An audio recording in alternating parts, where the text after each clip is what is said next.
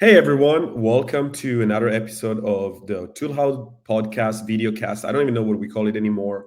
And today I have a special guest, Matt Kuda, who is a member of the AITX community or just the tech community here in Austin, Texas, which is where I live and where half of Toolhouse is being built. So let's start by asking, first of all, thank you, Matt, for being on the podcast videocast. I don't even know, like, isn't a podcast just like an audio thing? What's your first? Podcast. I didn't know this existed until 48 hours ago when we hung out Friday. But Oh yeah, yeah. podcast. So this is like a podcast. So Matt, when did you move to Austin and why? Let's start there. Yeah. First off, thanks for having me on. Of And course. I moved to Austin in September. So it's been about 9 months. And I'm a full stack software engineer. I work fully remote. So I lived in Boston my whole life. I grew up there, went to Boston College, did some years after graduation there. And I could have renewed my lease, but I was like, you know what? Let's just switch up the vibe. I wanted somewhere I could grow and be surrounded by other builders. And so I did actually travel the country for about a year, just Oh nomading, wow. Airbnb-ing. Where'd you Couple go? So I was here for a while. I was in Miami a couple times, and then those are the main two spots, and then some other short trips to like Denver, Seattle, Wow. other parts of Florida, back home to Boston for like the summer because it's just so nice in the summer. Yeah. And then, yeah, I was like, yeah, this is like a lot of money, and I like having some possessions. So I was like, all right, Austin won. So That's crazy. yeah, but I kept my job, and yeah, I live downtown, and I knew what to expect, but it's honestly exceeded that, just with the tech culture, through finding events through AITX. Like I didn't do in-person events in Boston. And No like way. obviously they were there, but like, I was just probably too much of my routine to like branch out. So Yeah. really coming here was a good opportunity as a fresh start to go to in-person events. I always say on my channel, in-person events are king, as you know. Yeah. Just, because you can yap on Twitter 24/7, but like Yeah. You don't meet anybody there. 1 hour of an in-person event is worth, 1,000 YouTube tutorials. You can learn so much. So Interesting. really trying to be branching out through tech events, through wellness events, other random stuff. And I do have some friends here, so it wasn't like a completely blind move. But it's been great. Okay. So when you were like nomading and visiting like different parts of the US, were you working at your job or were you just like free like whatever, just roaming? Yeah, no, I kept my current job. Oh, okay. So you got your job from when you graduated from Boston, you got your job and then you just stayed with it, or did you have any other interesting stints in technology? So this is my second full-time job after graduation. Got it. I did I did 1 year as a software developer for a small regional airline in Massachusetts, and that was a super small dev shop, and that gave me a lot of opportunity to have like ownership. It was almost like a startup environment. Uh-huh. Uh-huh. So it was, programming the scheduling software for flights and, automating some employee training, Mm-hmm. stuff like that. But that was in person, and I didn't want to live in Cape Cod. Loved my experience there, and the people there were super nice. But I was ready to go to the big city again. Got it. So, I've been at this job since 2021. It's been about 4 years at this job. So you said you moved to Austin and you knew a couple of people here, and you decided to go to like in-person events and like spend more time in the tech, I guess, ecosystem. What's your kind of like 6 to 12 months vision for that? Like, I know you already have a full-time job. Are you trying to grow some like side projects? Tell us a little bit about what you do. I mean, we know you do some content. We talked about it, but I mean, here actually let me add a little reminder for people who want to know and learn more about Matt. Here's the YouTube and the X profiles where you can learn everything about Matt and his journey. So tell us about this journey. Where do you want to go? Yeah. So this journey didn't really start until I moved to Austin. I'd always tinkered a little bit with side projects outside Uh-huh. of work. I mean, as you know, like some software engineers do that, some don't. Some shut their laptop and that's all the coding they do. but I've always kind of had an urge to explore code and programming outside of my 9 to 5. So it all kind of started like 2 years ago, 2023. I wanted to build a fitness app for HIIT workouts, like high intensity interval training. Cool. And this was when, the inflection point with AI started booming and Chat GPT. And I was like, whoa, like I was always intimidated to do this, but now with AI, I can do this. So AI was your enabler to start building in a way? 100%. Yeah. It gave me the confidence, because I was always like, oh, like a mobile app. I haven't even touched that. That's going to take forever to learn, or like, I got to do like authentication and all the storage. Like I have no clue where to start. Of course I could have, but it just wasn't as accessible. So, once the AI boom hit, it gave me the confidence. And I've been pretty grinding almost every day since 2023 on side projects. So I finished that app up pretty much a few months after I moved to Austin. We'll call it late fall, this past fall. And then, as with everyone's like first like major side project, it sucks, but you learn so much through it and you have direction of where you want to take it. Before I started the app, I was like, oh, this is my life purpose, like teaching people how to do burpees. But of course, once you actually do it, you learn so much about, maybe I don't want to do that. Maybe I want to do something part of that. But now like I have, this repository I can work off of. I've met other builders online just through asking for questions. So now my vision is I'm kind of leaning more into the content sphere of long form content. I think there's almost another mini revolution of AI going on with all these Cursor and, Taskmaster AI and Claude Code. I think that's really inspiring to me. So kind of as I figure out, my next major projects, just learning these tools and kind of sharing and documenting my process is where my head's at now. Yeah. My take on that is that, having an idea, especially, like you're a pretty tall guy. You look very athletic. So people, just by looking at you, they should be like, okay, clearly this guy understands about fitness, right? How tall are you? Tell the public here, how tall are you? Because when I look at you, I'm like, I'm 5'2". No. Yeah, 5'2" times 3, right? So yeah, I'm 6. No, go ahead. Yeah, I'm 6'6". I've been an athlete my whole life, mostly basketball and volleyball. Exactly. Yeah. And that's like your passion, right? Like fitness, sports. Yeah. You do a lot of workouts. You want to teach people how to, I guess, feel better and look better, right? So it makes sense that you were in that niche of building a fitness app. And like you said, with the power of AI, now we can do amazing things. There is this one app that's called like Calories. I forget the exact name that makes 12. Yeah, it's like a rapper, but it makes 12 millions a year or something. It's pretty impressive.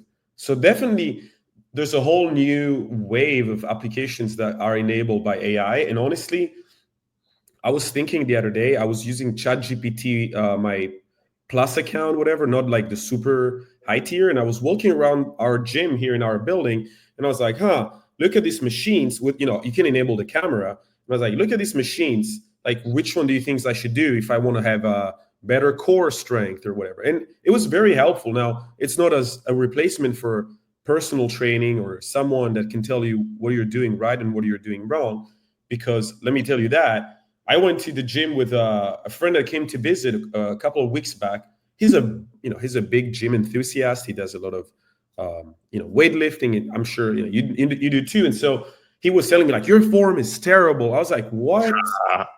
And so that's not something AI can help me unless I have like some way of like having the AI look at me, which isn't straightforward yet today. Like maybe in the future, but I can see how there's going to be like devices that you can put somewhere, or like like a drone that follows you around the gym and like just, hey, you don't know how to squat, like it's your form is terrible.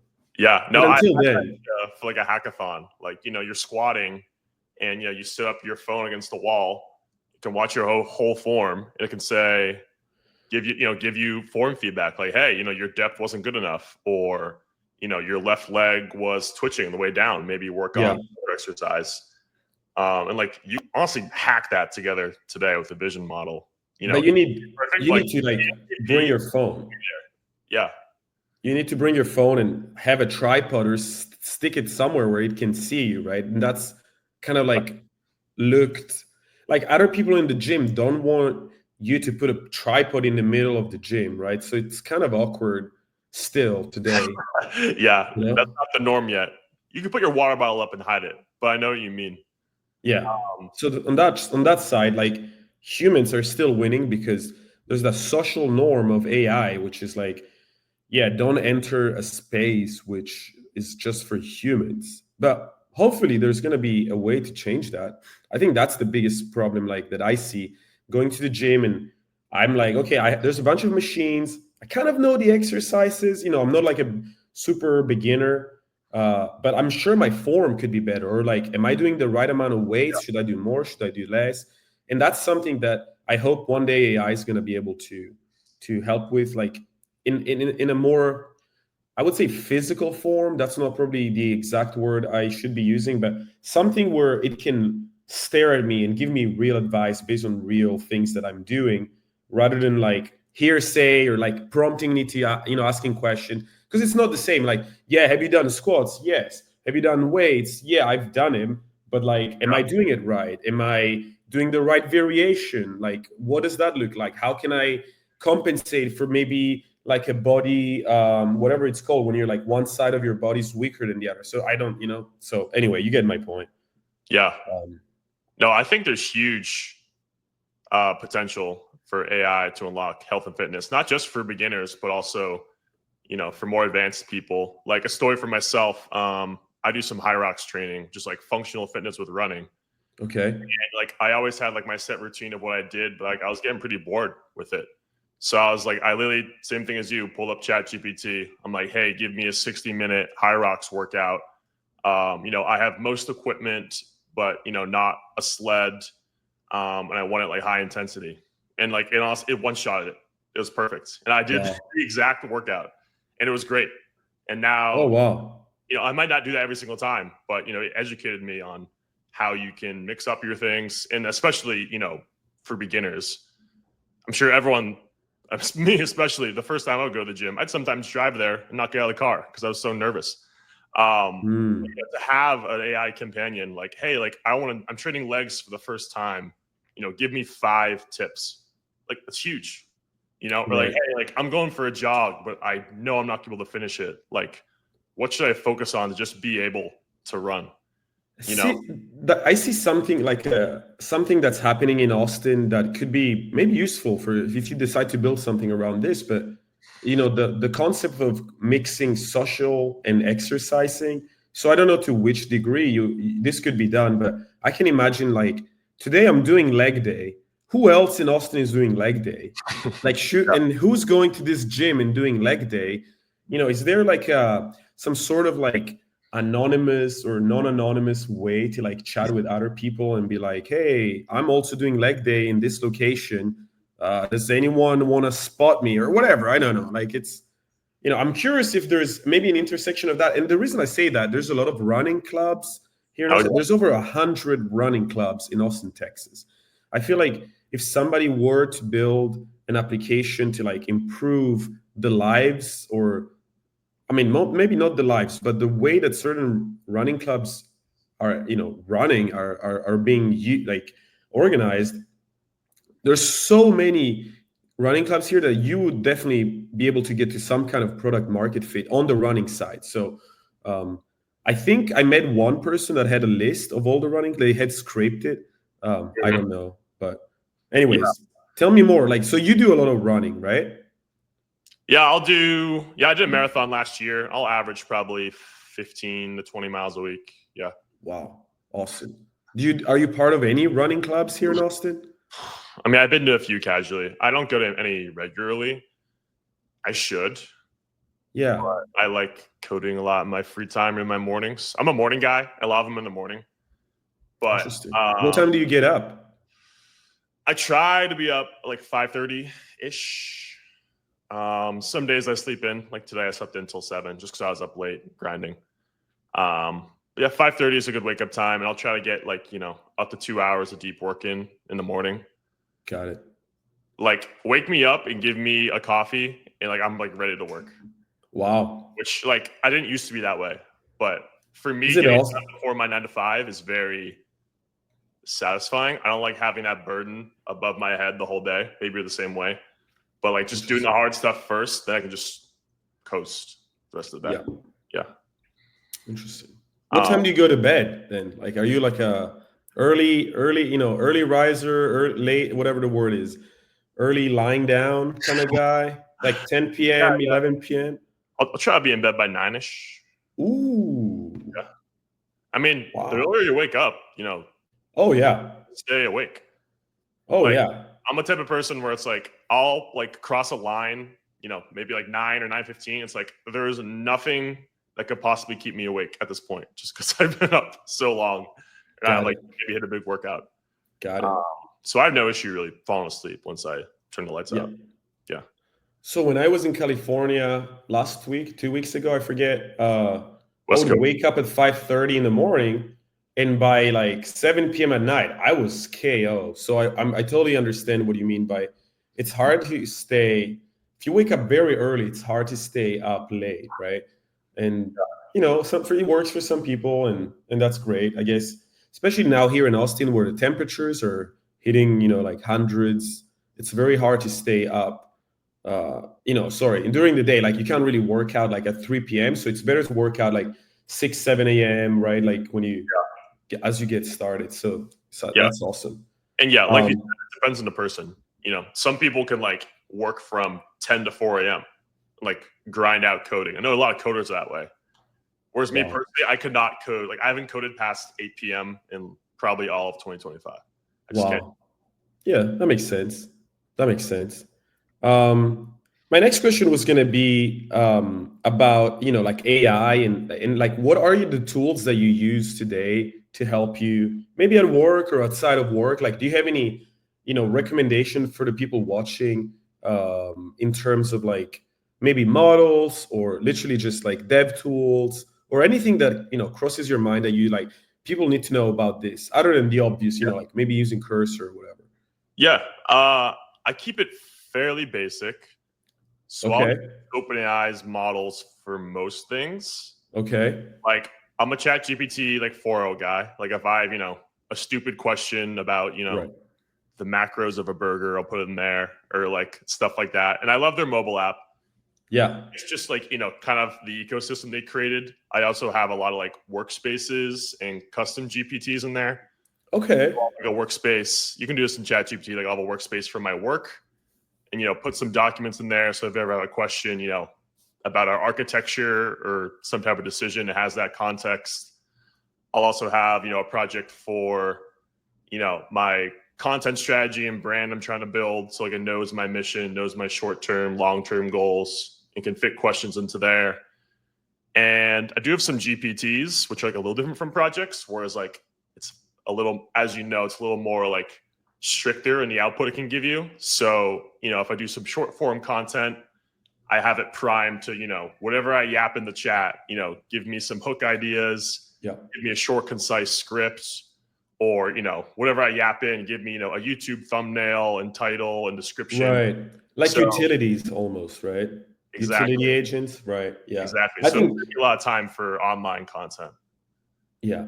Yeah. And then for coding, Going oh, good. no, so I was gonna say, yeah, no, sorry. I'll say it after. Finish your thought. Sorry. Yeah. No, and then for coding, I just use Cursor. It's kind of my IDE of choice and Uh-huh. love the Claude Sonnet 4 model for everything. Yeah. And I'm Nice. kind of trying to branch into kind of the background agents now, Ooh. more advanced workflows with like Taskmaster AI. Yeah, I've heard a lot of hype around Claude Code. I don't know if you've tried that. Yeah. That's next Yeah. on my to checklist for sure. Got it. Yeah, so two things there. I think one thing that I wanted to bring up earlier is like in this world where like coding is becoming easier and easier and getting MVPs and working prototypes and maybe more, maybe like productized small projects. It's becoming easier and easier, but what's missing is distribution. Like you can't have like distribution by AI, right? Yeah. So that's the one thing that I think, and that's what I agree with you, is like branching out and doing content is really important because more people need to like kind of follow your path so that eventually they become part of your audience so that you can then sell them whatever you decide to build.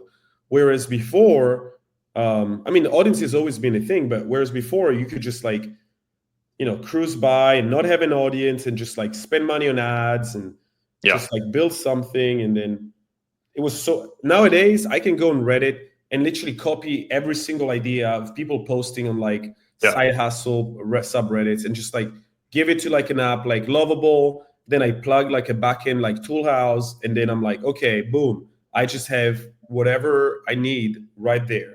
So like that makes it simpler. Audience building is still very hard, and I'm kind of jealous of all the people that started 10 years ago Yeah. because they had the good Yeah.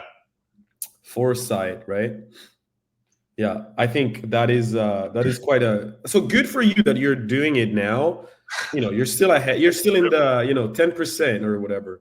You too. Because No, yeah. My take on that is like I'm learning all these new tools anyway, and there's so many new AI tools coming out. Like it's like the hottest time in tech ever, you know?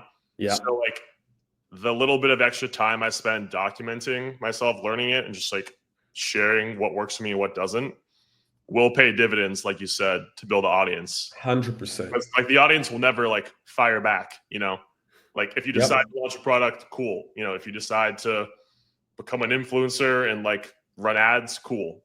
But yep, it's also like 100%. this accountability thing, you know, like hold yourself Yeah, to the discipline of, maybe you do one podcast a week. It's going to force you to prep. It's going to force you to see what's in the news, to talk to people. So it's a great just way to have self accountability in that too. absolutely.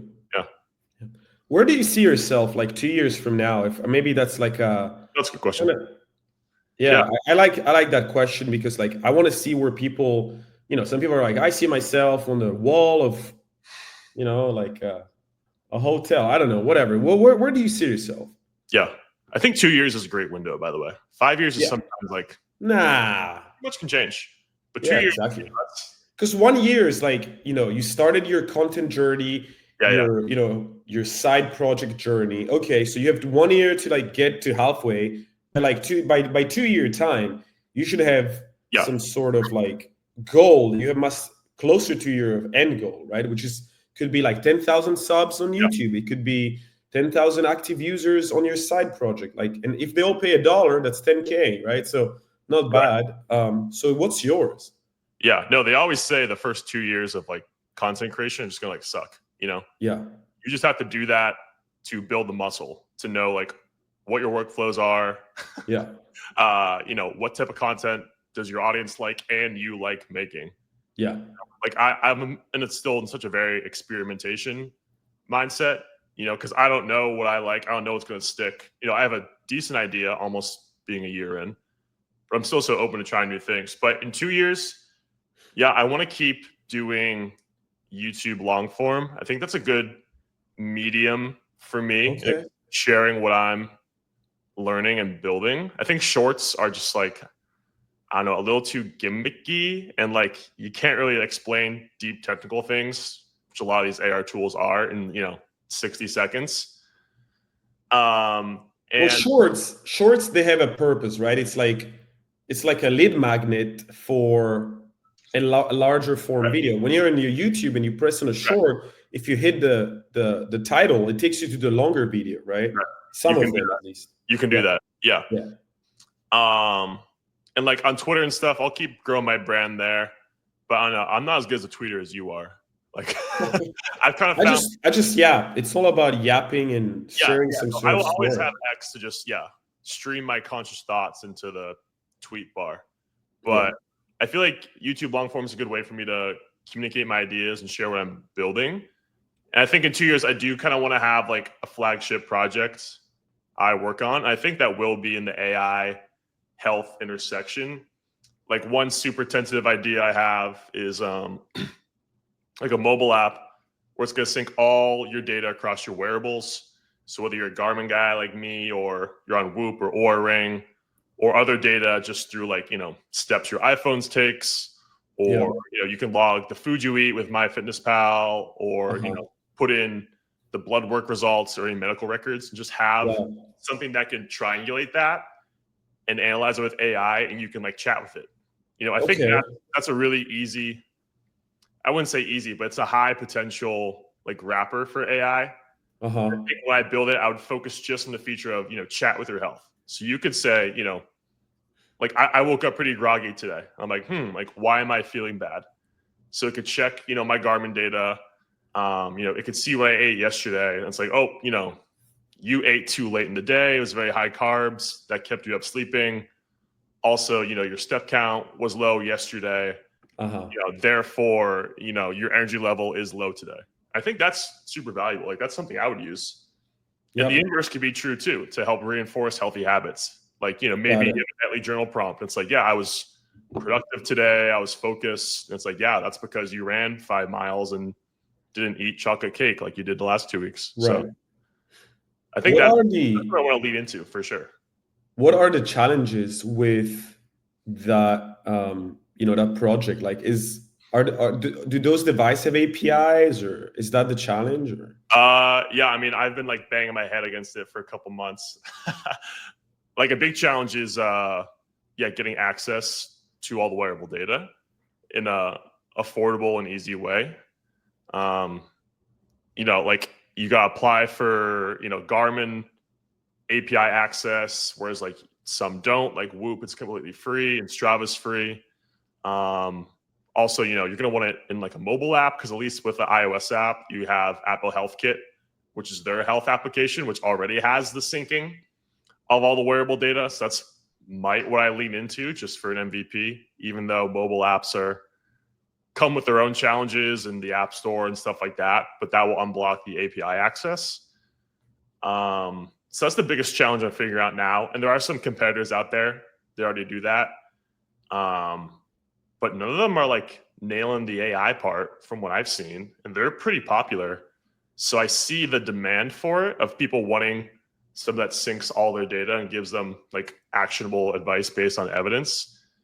And, kind of like people like us that are on the forefront of what's coming out in AI, put that in the app and you have your unique angle, talk with your health.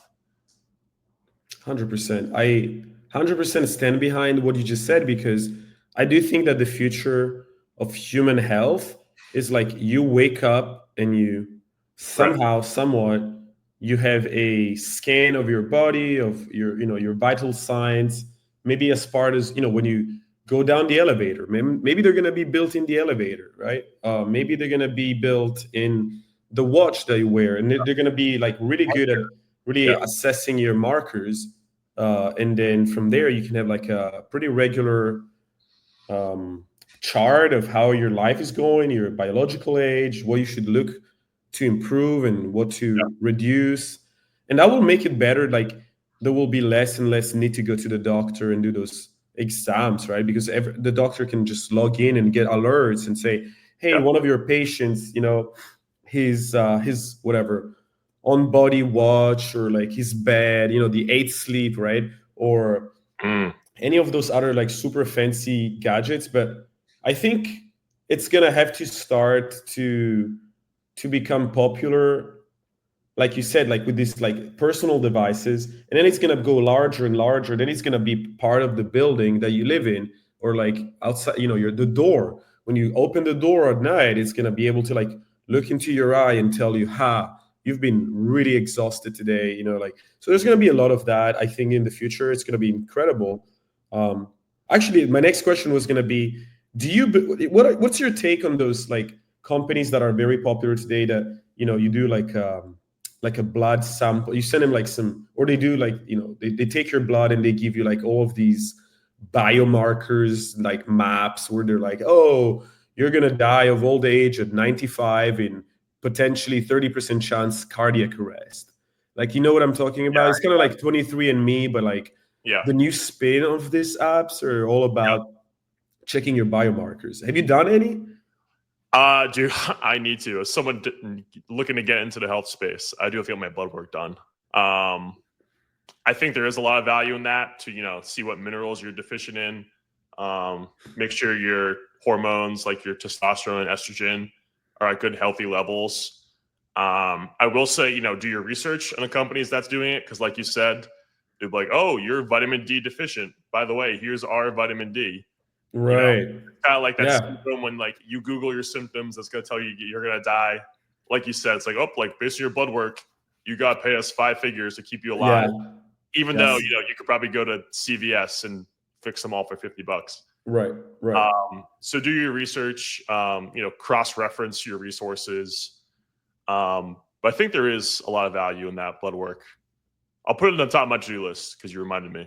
Because Yeah, I was looking at it yesterday. if I'm going to build a health app, I should have a way to import your blood work. So I was looking yesterday. Sorry, what? I'm pretty pro blood work for the most part. Okay, cool. Yeah.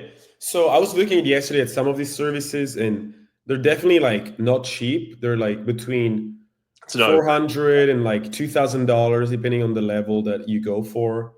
I was gonna say like, yeah, I'm there. I'm definitely keen on trying it just to get like a baseline of like my markers, and then maybe try it again in like 5 years and see. But as technology evolves, I hope that's gonna bring down the cost of these, because right now it feels like it's kind of like inaccessible to most people. Like, who's gonna drop like $500 a month on like biomarkers, right? Like, that's kind of insane. But ideally, that's what you should do, right? And I feel like people who are very wealthy, that's what they do. They go and get tested, they get the results. They have like dietitians and coaches that basically tell them, great, you're doing great. Here's how you're going to survive to 110, to 115, a fun quote I heard somewhere, it was saying that our generation, or at least, the people who are alive today, who are like in their 20 to 30 age range, they're either the last generation to pass, to die, or they are going to be the ones who are unlocking unlimited life, because with the reverse or the slowdown of aging, you can probably be able to live a much longer life. So yeah, that's Brian Johnson's whole movement.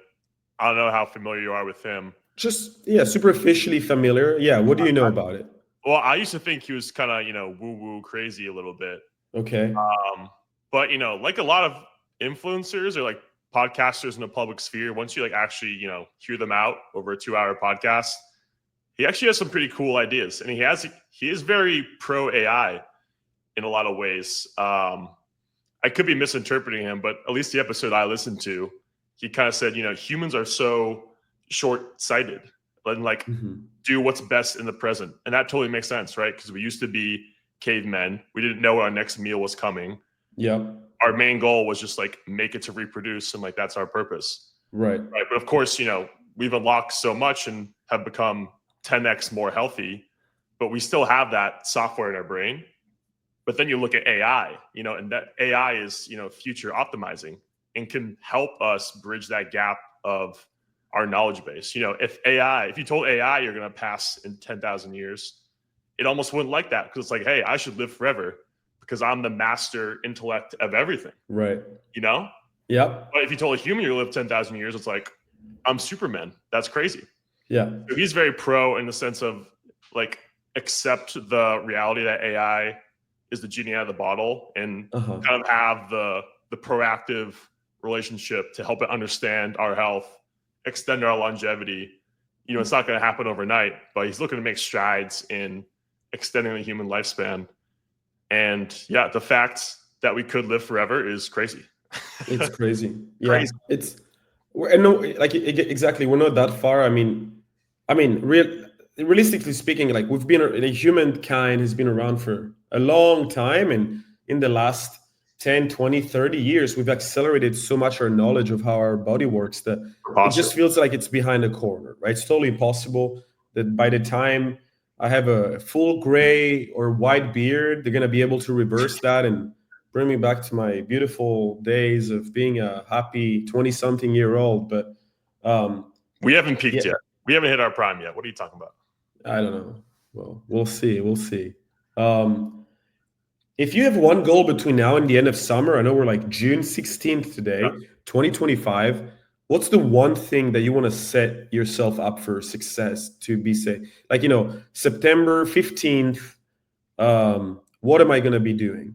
What are you going to, what will you have achieved by then? Yeah, Set yourself a goal three on months. camera. I like it. Also, isn't it crazy that 2025 is almost halfway over? Yeah, it's crazy. And I just remember that today is tax day. I have to do some tax stuff. So, Get on that, bro. yeah, Um, quarterly taxes. Yeah, fun stuff. yeah, but my 3 year or 3 month goal is really just be consistent with my Okay. content. Like I have no, like I kind of told you, I'm just taking it the news cycle week by week and making content there. Like I have been thinking about like setting a deadline for like my next mini project, because there's a Good. lot of power in deadlines, forces you to finish, forces you to get over perfectionism, which is something I struggle with. Hmm. So really what I'm focused on is just consistency in the process. That's Okay. kind of a creativity spark I've kind of been riding last 2 months or so with putting out like 2 long form pieces of content a week. Wow. So to answer your question, like if I were to be happy on September 15th, I could look back and say, yeah, I put out 1 or 2 videos a week. I was consistent with my research on my personal projects. I'm not so big into like outcome goals. I'm more process goals, right? Like stuff you can control. Like don't get me wrong, I would love to hit 1,000 subs on YouTube by then, or have X amount of X followers, but really focus on what you Right. can control is kind of a cornerstone of my habit building. So Yep. to post weekly consistently on new topics, force myself to do research, and stay in my routine. I Awesome. think, yeah, you only lose when you quit, right? Yeah. Absolutely. You're Yeah. going If to you hit goals. Persistence is definitely key. That's what I've learned from many years of working in tech. And I've seen people who never give up to basically eventually make it just because of just how it works, whether it's like internal algorithms of like social media platforms, or if it's just like compounding amounts of knowledge and like, yeah, I mean, there's something there. It's like the avalanche. You start small and then eventually it kind of like becomes a big thing, unless you miss it, which sometimes happens, right? Like you might have gone viral, or you might have made 10,000 followers if you only had done that one thing. But that's the part where it's like half luck and half human intuition, where you like double down or not, right? And that's kind of make it or break it situation. And in life there are situations like that, and I can think of a couple, where it's like I was, here's a stupid one. I was researching how to do reverse engineering of MD5 hashes when I was a kid. Oh boy. MD5 is like a cryptograph. It's like it's basically like how you can encrypt a string to get another string that is basically you cannot reverse engineer it, right? Uh, Yeah. and, and there is a way ultimately to reverse engineering, which is called using rainbow tables, which is super weird word to basically say if the word cat, is encoded into an MD5 of like A1, B2, C3, D4, whatever, just like a long string of nonsense. If you actually take every single word in the alphabet and like run it through the same algorithm, you will finally eventually find that word cat encoded as A1, B2, C3, D4.